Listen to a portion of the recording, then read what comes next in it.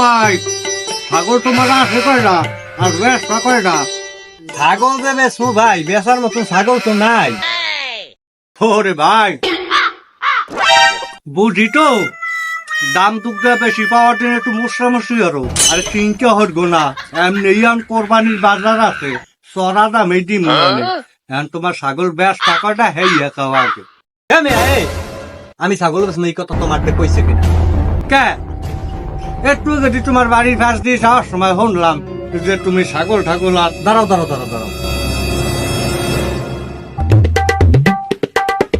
দাঁড়া। স্কুলেও গেলি না, প্রাইভেট পড়তেও গেলি না, সারাদিন ছিলি কোথায়? খেলা খেলা তোমার মতন ছাগল আর আমি খাওন দিয়ে পাতার মুড়া।